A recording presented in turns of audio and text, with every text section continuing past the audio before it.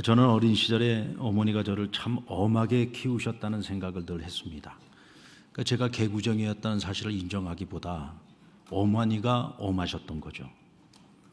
그 위로 딸 셋에 아들 하나였으니까 얼마나 저희 어머니에겐 제가 귀한 아들이었겠어요. 거기다가 아버님은 군인이셔서 늘 전방에 계시고, 그 이제 어머니와 딸 셋에 그리 아들 하나, 여자들만 그냥 충만한 가정이, 우리는 서울에서 살고 아버님만 전방으로 다니셨거든요. 그러니까 어머니가 엄격하게 키우실 수밖에 없었던 것 같아요. 그래서 많이 혼났습니다. 회초리도 많이 맞고 벌도 많이 서고 구중도 많이 맞고. 근데 어머니에게 심하게 혼나고 나면 위로 누님 셋이 있는데 이 누님들의 반응이 좀 각각 달랐어요. 저희 막내 누님은 "거 봐라, 너 혼날 줄 알았다." 그리고는 그러지 않아도 엄마한테 혼나서 지금 속상해 있는 제 마음에 불을 질렀습니다. 저희 막내 누님은 항상 분노 유발자의 역할을 감당해요. 그 우리 둘째 누님은 안쓰러워요. 그런데 지켜만 봤습니다. 이 방관자의 역할을 했고요. 저희 큰 누님은 그래도 저하고 역시 나이 터울이 많이 나니까, 그런데 누님이 그러니까 사모님이 된 거예요. 저희 큰 누님은 항상 창규야 너무 속상해 하지 마. 엄마가 다 너 잘 되라고 그러는 거야. 그러면서 와서 등도 두들겨주고 그랬어요. 뭐 자기도 어린데 어린 누나가 어린 동생을 그렇게 위로를 해준 거죠. 지금 가만히 생각해 보면은 어린 아들을 혼내고 어머니 마음이 편했겠습니까? 다 하나밖에 없는 아들 잘 되게 하려고 그렇잖아요. 어디 가서 욕 안 먹고 훌륭한 사람 되라고 혼도 내고 꾸중도 하고 매도 때리고 한 건데, 그래 놓고서는 얼마나 마음이 안 좋겠어요. 그런데 참 우리 큰 누님이 지도 어린 것이 또 어린 동생 위로한다고 가서 토닥거려주는 그 모습을 볼 때 제 어머니 마음이 어땠겠습니까? 참 그 기특하고 고맙고 그렇지 않았겠어요? 그렇죠. 오늘 본문 말씀에도 보면은 자기 백성을 바로 세우시기 위해서 하나님께서 아주 심하게 그 백성을 벌을 내리세요. 그리고는 그 벌을 내리고 난 후에 그 백성을 위로하고 싶어하는 하나님의 그 따뜻하고 그 깊은 마음을 우리가 오늘 본문의 말씀 속에서 볼 수가 있습니다. 1절 말씀에 보면 너희 하나님이 이르시되 너희는 위로하라, 내 백성을 위로하라. 이건 하나님께서 선지자에게 주신 말씀이거든요. 선지자에게 말씀하시기를 너는 내 백성을 위로해라, 위로해라 하고 말씀을 하시는 겁니다. 그런데 이 말씀을 받고 있는 이스라엘 백성들은 누구입니까? 그들은 바벨론에게 나라를 잃어버리고 바벨론 땅에 포로로 지금 끌려와 있는 사람들이거든요. 포로로 끌려와 있는 사람들.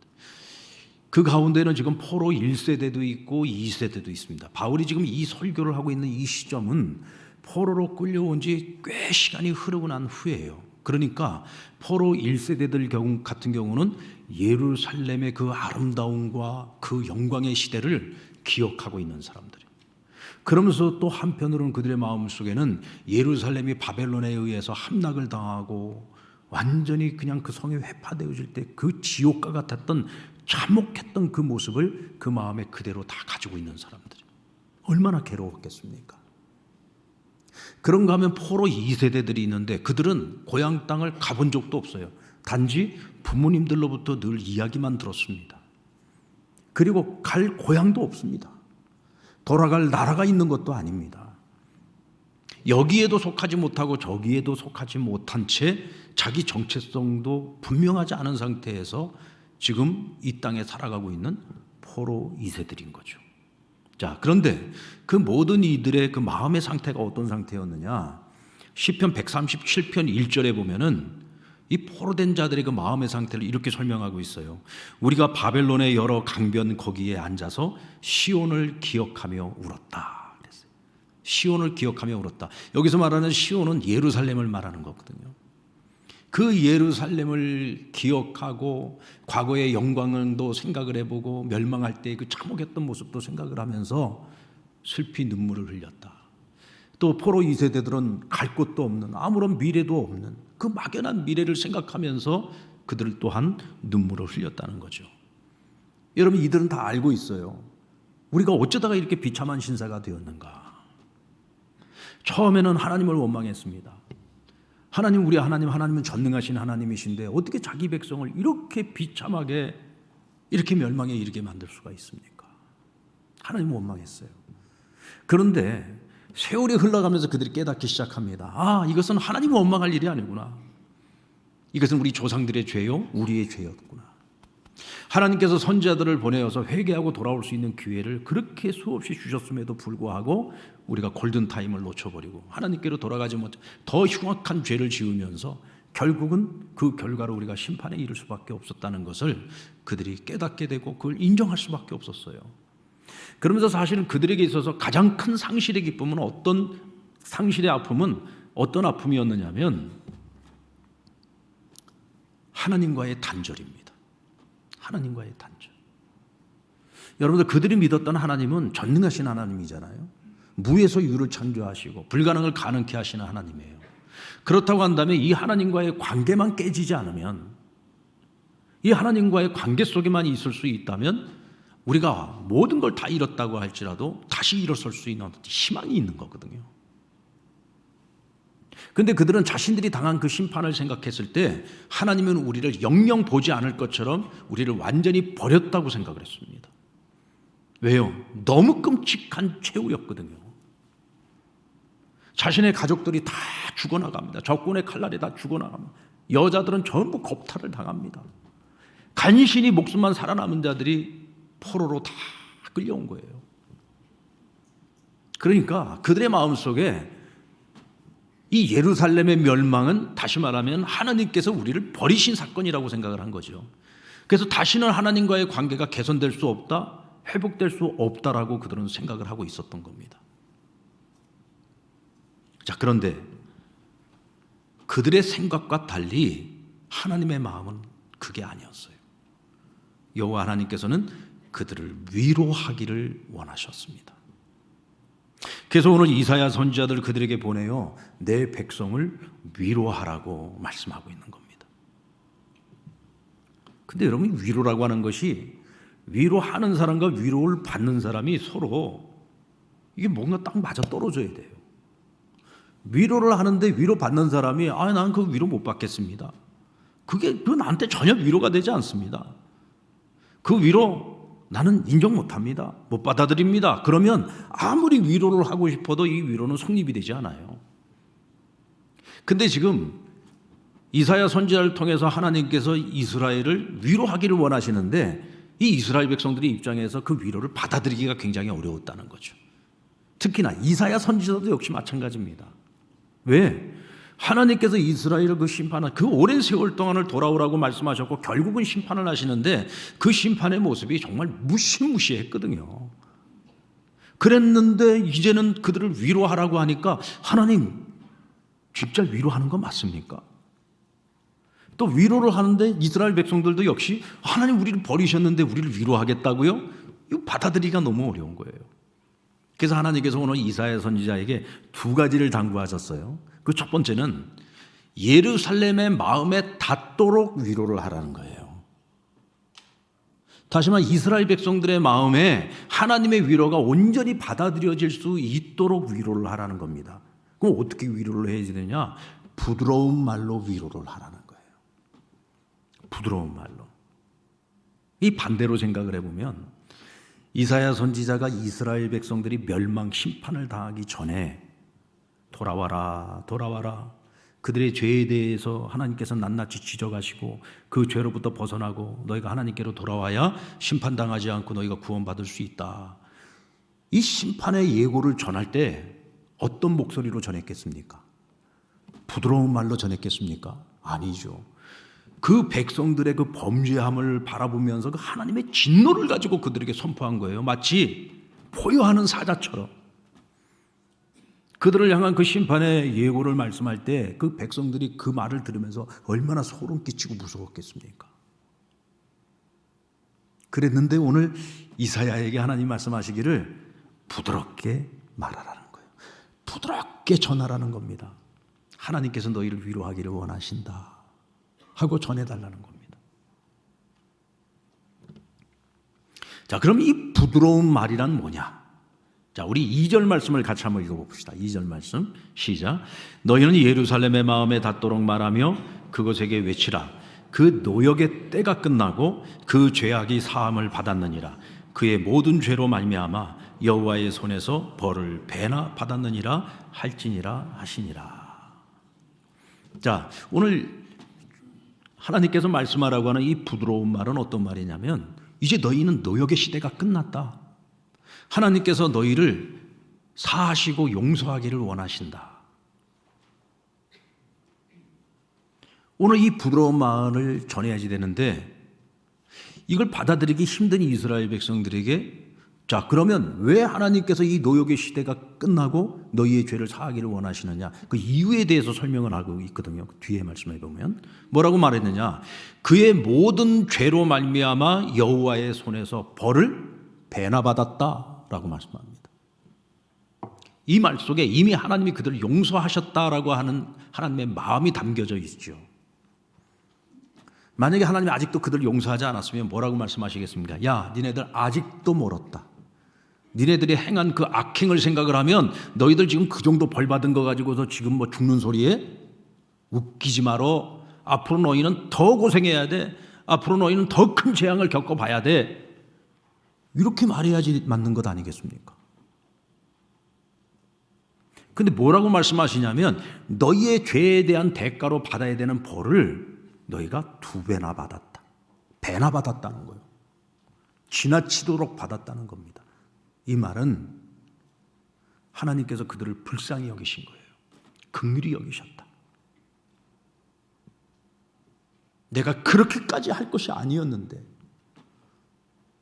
그들의 그 비참한 그 예루살렘 최후의 모습을 주님께서 어쩔 수 없이 그들을 심판할 수밖에 없었지만, 그들을 바라보면서 내가 저렇게까지 할 것은 아니었는데 하고 하나님도 후회하시는 거예요. 그러면서 너희가 벌을 배나 받았다. 그리고는 그들을 긍휼히 여기시고, 이미 나는 너희 죄를 용서했어. 이제는 너희가 이 모든 노역을 끝내고 너희가 다시 예루살렘으로 돌아가는 그 길을 내가 예비하고 마련하마. 바로 그런 겁니다. 치유와 회복을 그들에게 말씀하고 있는 것이죠. 이사야도 받아들이기가 힘들고 이스라엘 백성들도 받아들이기가 힘들었지만 하나님께서 쐐기를 박는 말씀을 주셨어요. 8절 말씀인데요. 8절 말씀에 보면 풀은 마르고 꽃은 시드나 우리 하나님의 말씀은 영원히 서리라 하라 그랬어요. 여기서 풀과 꽃을 상징하는 것은 이스라엘 백성들을 말하는 거죠. 이것은 이스라엘 백성들뿐만 아니라 모든 인생을 가리키는 것입니다. 여러분, 우리 인생과 관련되어진 모든 것들은요, 영원한 것이 없어요. 모두가 다 풀과 꽃처럼 다 시들고 말라버리는 것들입니다. 그러나 하나님의 말씀은 영원하다. 지금 이 말씀을 하고 있는 것은 너희가 어떤 의심을 한다고 할지라도 내가 너의 입술에 준 이 말은 반드시 지켜진다. 반드시 이룰 것이다. 왜? 하나님은 시건치 아니하시는 분이고 하나님은 영원하신 분이기 때문이다. 너희가 이 세상에서 인간적인 거 의지하고 살아왔던 모든 것들 중에 영원한 게 어디 있느냐? 그러나 내가 너희에게 준 말은 변함이 없다. 내가 너희에게 준 약속은 반드시 지켜진다. 그러므로 내가 너에게 준 이 말을 믿고 전할 것이며, 그것을 듣는 이스라엘은 너가 부드러운 말로 잘 전해서 그들이 그것을 온전히 수용하고 받아들여 위로받도록 하라는 것입니다. 위로받도록 하라.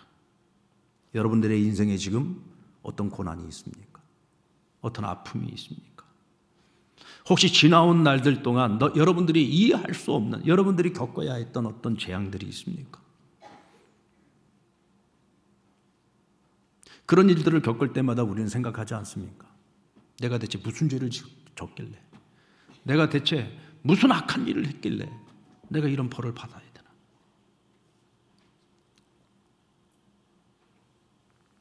그런데 여러분, 우리가 어떤 재앙을 겪었던, 어떤 고통과 아픔을 겪고 있었던 그런 우리를 바라보시는 하나님의 마음은 우리를 위로하기 원하신다는 겁니다.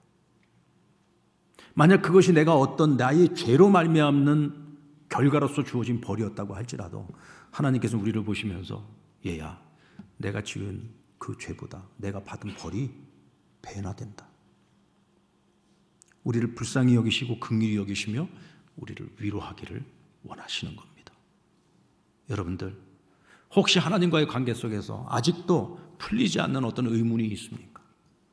아직도 하나님 나를 미워하신다고 생각하고 아직도 하나님께 내가 버림받은 것 같다는 그런 마음들이 아직도 내 안에 남아 있습니까?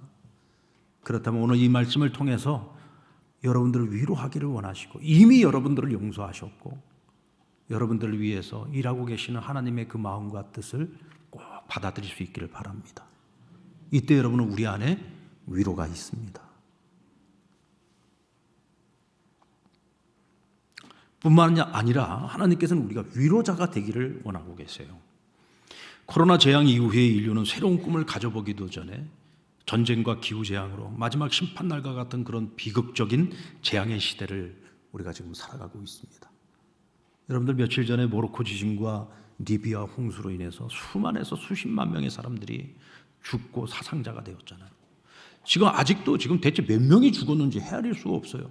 리비아 같은 경우는 사람들이 전부 물에 휩쓸려 가지고 지중해로 전부 다 쏟아져 흘러내려가 버렸단 말이죠. 그러니까 시신이 지금 어디 있는지도 몰라요. 지진이 난 곳에는 전부 다 지금 건물 잔해에 좀 다 깔려 있어 가지고 대체 그 건물 잔해 밑에 지금 몇 명이 죽어 있는지도 좀 알 수가 없는 겁니다. 수만 명이 죽었습니다. 수십만 명의 사상자가 났습니다. 그것도 여러분 같은 대륙 북아프리카에 인접해 있는 두 나라에서 일어난 일입니다. 한쪽은 지진으로 한쪽은 홍수로. 정말 끔찍한 사건들 아닙니까? 여러분, 이와 같은 시대에 그 어느 시대보다도 지금 위로가 필요한 때입니다. 우리는 알고 있습니다. 지금까지 일어났고 앞으로도 일어나게 될 이 모든 재앙의 원인이 하늘에 있는 것이 아니라 이것은 인간이 뿌린 죄의 결과라는 것을 우리는 너무 잘 알고 있어요. 예전에는요, 믿는 사람들이나 믿지 않는 사람들이나 이런 하늘에 그냥 구멍이 뚫려가지고 너무 많이 비가 내려서 홍수가 나고 그러면 이건 진짜 하늘이 내린 벌이다 이런 얘기들을 많이 했어요. 근데 요즘은 그렇게 얘기하는 사람은 없습니다. 이제는 알아요. 우리가 하도 학습 효과를 통해서 우리가 하도 들은 게 있고 배운 게 있어가지고 지금 일어나고 있는 이런 모든 자연재앙들은 이건 하늘의 탓이 아니라 이건 인류의 탓, 우리가 잘못해서 우리 인간의 탐욕 때문에 우리 스스로가 하나님 주신 이 아름다운 자연을 다 파괴했고 그 결과로 지금 우리가 이런 재앙을 당하고 있다는 거 우리는 다 알아요. 인정합니다. 다 알고 있습니다. 미래학자들은 끊임없이 우리에게 지금 골든타임에 대해서 얘기하고 있잖아요. 지금 이 기회를 놓치면, 이 시간을 놓치고 나면 인류는 스스로 자멸의 길로 갈 수밖에 없다는 것을 끊임없이 우리에게 얘기해 주고 있습니다. 앞으로 여러분들, 앞으로 어떤 일들이 일어날지 우리는 예측할 수가 없어요. 금년 2023년에 일어난 이런 재앙들을 여러분들 이 정도까지 우리 예측 못했잖아요.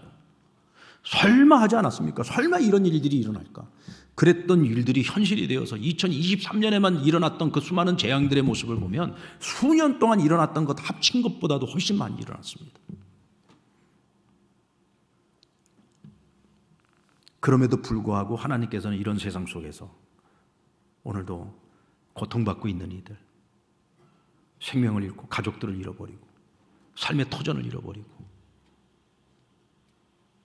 불확실한 미래를 바라보면서 오늘도 하늘을 바라보고 탄식하고 있는 수많은 지구촌의 이웃들이 있잖아요. 하나님은 그들을 위로하기를 원하십니다. 그리고 말씀하십니다. 그들은 자기들이 지은 죄보다 배의 벌을 받았다. 배의 벌을 받았다. 하나님 그들을 바라보시면 눈물을 흘리시고 하나님 그들의 그 눈물을 긍휼히 여기시면서 우리가 그들을 위로해 주기를 원하고 계십니다. 사실 여러분 그들이 지금 겪고 있는 그 재앙이 자기들의 죄 때문인가요? 본인들의 죄도 일정 부분이 있겠지만은 사실 이것은 인류 공동체 전체가 함께 저지른 이 모든 죄악에 대한 지금 결과를 세계 곳곳에 몇몇 나라와 몇몇 백성들이 지금 재물이 되어서 그것을 지금 겪고 있는 거잖아요. 그래서 우리는 지구 반대편에서 일어나는 고통이라고 해서 여기 나와 상관없다고 생각하면 안 됩니다. 거기에 대한 우리 책임감을 느껴야지 돼요. 나를 대신해서 그들이 지금 고통받고 있다고 생각을 해야지 됩니다. 그래서 우리에게는 그들을 위로해야지 될 책임이 있어요. 여러분, 인류를 향하신 하나님의 마음은 어떤 마음입니까? 재앙입니까? 아니요. 하나님의 마음은 재앙이 아니에요. 언제나 우리에게 평안을 주시기를 원하고 미래와 희망을 주시기를 원하시는 거예요. 이게 하나님의 마음이에요. 그 하나님의 마음을 알고 있는 사람들이 위로자의 사명을 감당해야 되는 거죠. 그래서 이 땅의 교회와 그리스도인들이 그 역할을 감당해 줘야 되는 겁니다. 며칠 전에 모로코에서 지진이 일어났을 때 이 모로코에서 사역을 하고 있는 박세업 선교사님으로부터 카톡이 왔어요. 저녁에 잠을 자고 있는데 새벽에 뭐 카톡 해가지고 보니까 이제 시차가 있잖아요.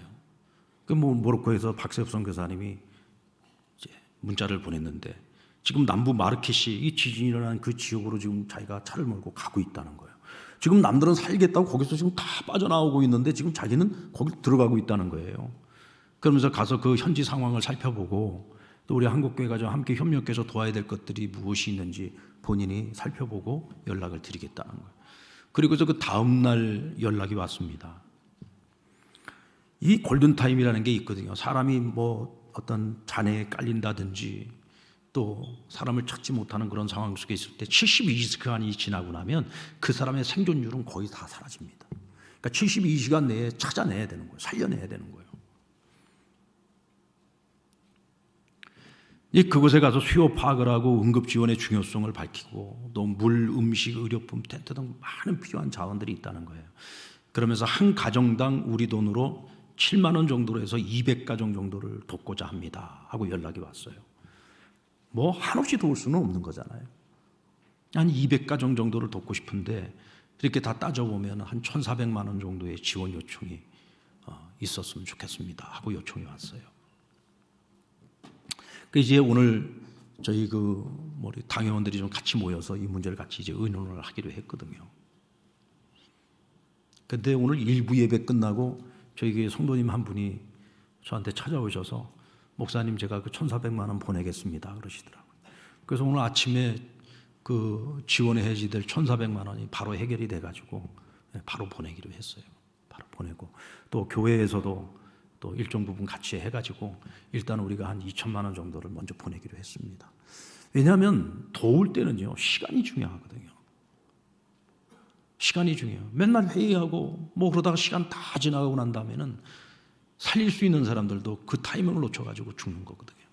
우리가 할 수 있는 한 지금 해야 할 일들을 해야지 되는 거죠. 그게 위로입니다, 여러분. 말로만 그냥 괜찮을 겁니다, 괜찮을 겁니다, 이게 위로가 아니거든요. 당장의 눈물을 닦아주고 당장 마실 물을 주고 먹을 식량을 주고 잠이라도 잘 수 있게 텐트라도 쳐주는 거, 그게 위로거든요. 하나님의 마음을 알기 때문에 그들을 바라보며 위로하기를 원하시는 그 하나님의 마음을 알기 때문에 그 마음을 아는 교회와 성도들이 그 고통 중에 있는 자들이 어느 곳에 있든지 우리 집 이웃일 수도 있고 아니면 지구 반대편에 있을 수도 있고 그러나 이것을 우리가 인류 공동체의 마음을 가지고 하나님의 마음으로 그들을 돕고 섬기는 것이죠. 저는 그런 이들을 오늘도 하나님께서 사랑하시고 그런 이들을 통해서 위로하는 사역을 감당하게 하시는 줄로 믿습니다. 여러분, 우리 상랑교회가 또 우리 성도들이 그런 위로자의 삶을 살아낼 수 있는 우리 모두가 되기를 바라고 또 우리를 향하신 하나님의 위로를 우리가 믿음으로 받아 그 위로를 누릴 수 있는 저와 여러분 되기를 주님의 이름으로 축원합니다. 그리고 주님은 이사야에게 광야에서 여호와의 길을 예비하고 사막에서 우리 하나님의 대로를 평탄하게 하라라는 명령을 주셨어요. 여러분들, 우리가 어떤 사람이 고통받고 있을 때 그들을 위로할 때 어떤 말로 위로합니까? 괜찮아질 거야. 하나님 도와주실 거야. 하나님 다 때가 되면 하나님 방법으로 다 해결해 주실 거야. 뭐 이런 말로 우리가 위로하잖아요. 저도 역시 마찬가지로 목사라서 우리 성도들이 힘들 때 이런 말로 위로를 많이 합니다. 근데 때로는요, 이게 아무것도 장담할 수 없는 미래에 대해서 굉장히 상투적인 위로가 될 때가 많이 있거든요. 이게 여러분 사람의 한계입니다. 이게 사람의 한계예요. 우리가 인간적으로 참 안타까운 마음을 가지고 그와 같이 말하면서 위로를 해주지만 그 위로라는 것이 내가 책임져 줄 수 있는 위로는 아니거든요. 내가 그렇게 끝까지 결론까지 내줄 수는 없는 거잖아요. 그 부분은 하나님의 영역이니까. 그렇게 말해주고 그를 위해서 기도는 해줄 수 있어요. 그러나 그것을 제가 이루어 주지는 못하죠. 그런데 여러분, 하나님의 위로는 달라요.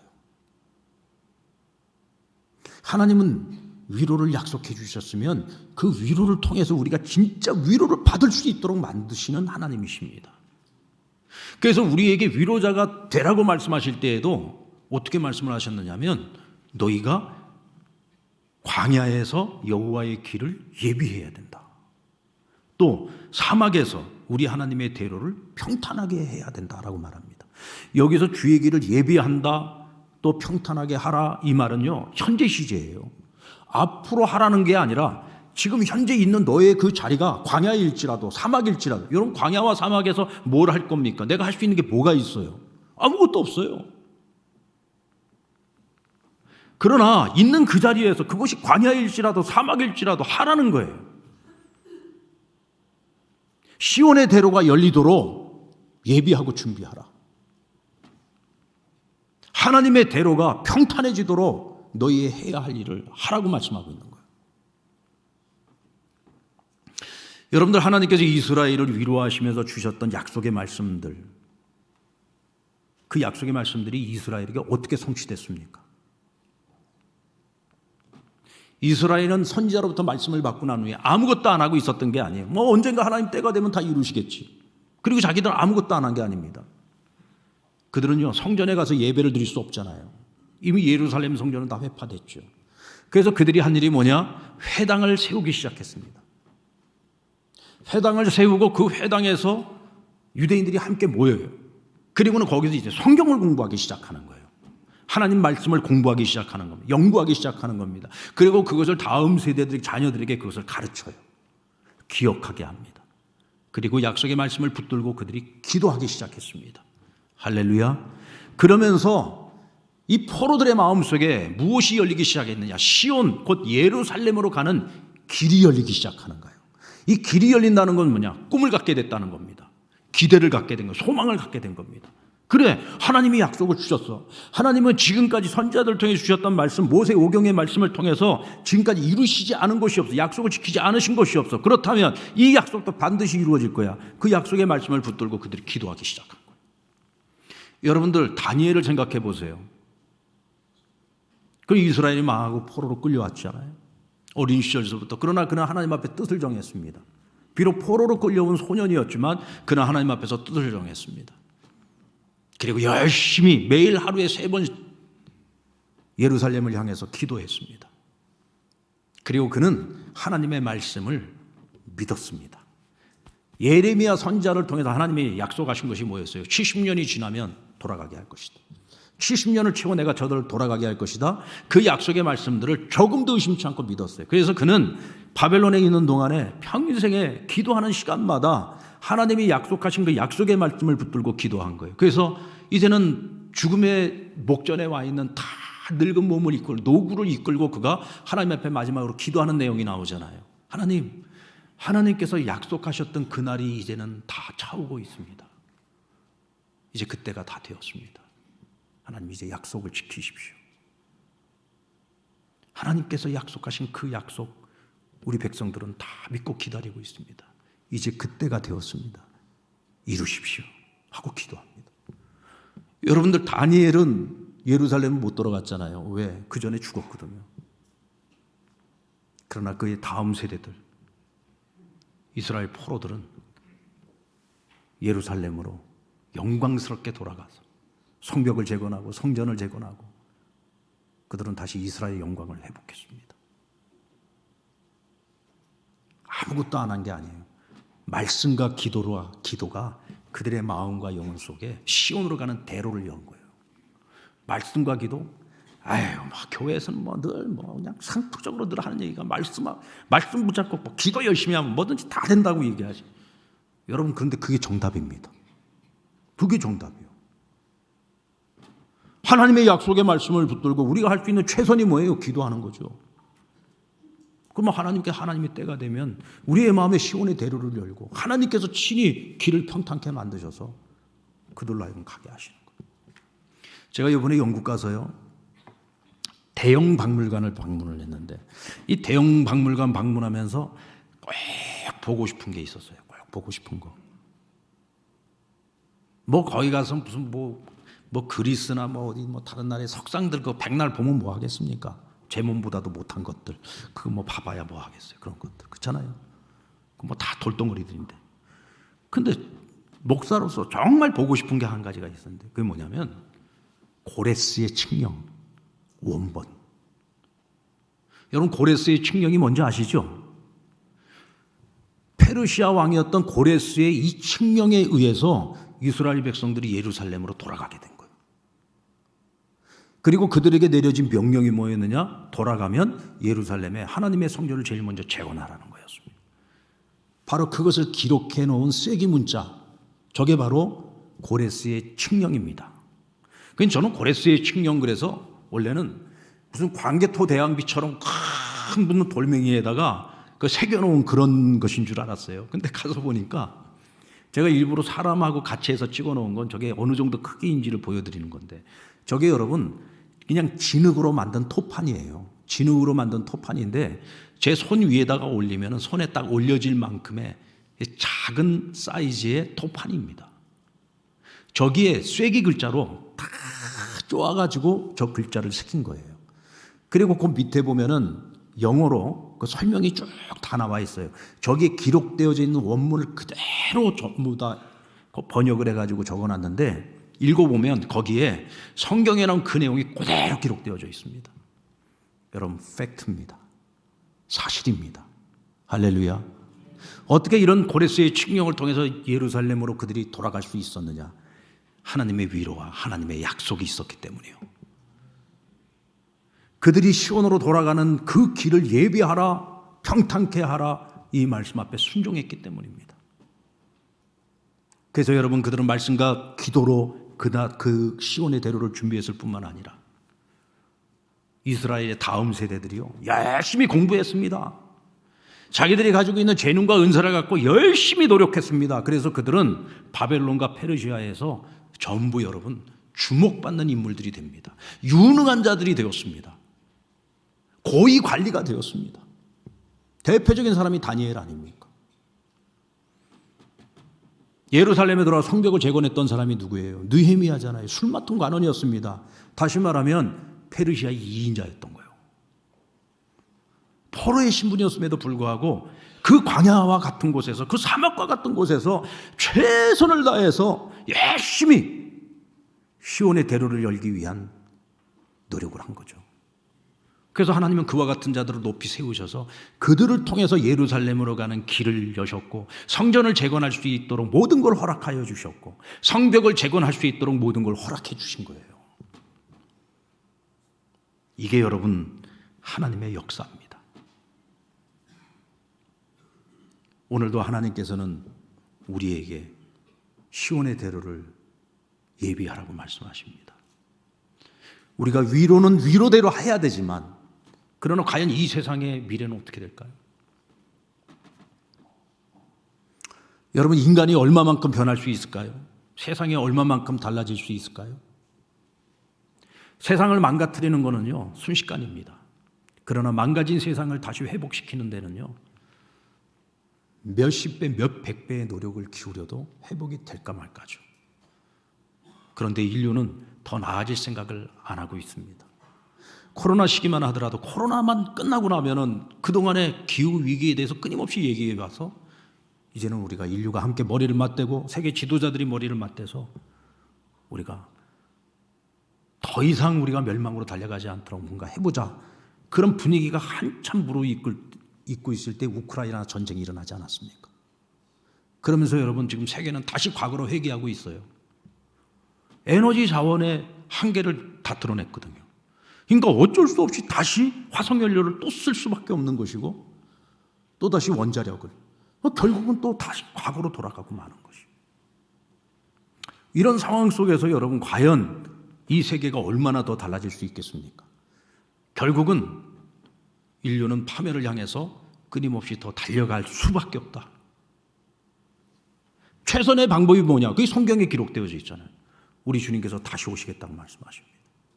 다 망가져버린 이 지구, 더 이상 사람이 살아갈 수 없는 이 세상, 하나님께서 새 하늘과 새 땅으로 완전히 바꾸어서 하나님께서 우리에게 새로운 희망을 약속해 주신 겁니다.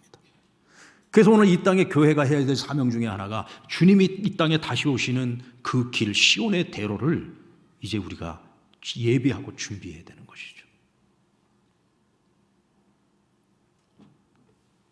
그것을 우리가 위해서 해야지 될 일이 뭡니까? 회개하는 것이고, 주의 말씀 안에서 우리가 지금 해야 할 일들을 찾아서 실천해야 되는 것이고, 마라나타 주 예수여 어서 오시옵소서. 주님이 오시는 그날을 위해 우리는 끊임없이 깨어 있어야 합니다. 이와 같이 여러분 준비되고 평탄케 하는 그 노력을 통해 하나님께서 때가 되면 이 땅에 오셔서 새하늘과 새 땅을 열어주실 것입니다. 오늘 5절 말씀에 보면 여호와의 영광이 나타나고 모든 육체가 그것을 함께 보리라. 이는 여호와의 입이 말씀하셨느니라. 이 말씀은 예루살렘 귀환을 통해서 다 이루어진 말씀이요, 우리에게는 아직 이루어지지 않았지만 이루어질 말씀이기도 합니다. 주님께서 오시겠다고 하셨습니다. 그날을 예비하고 준비하는 저와 여러분 되어서 주님이 오시는 그날에 우리가 함께 깨어 주님의 영광을 바라볼 수 있는 우리 상남의 모든 믿음의 가족들이 될 수 있기를 주님의 이름으로 축원합니다.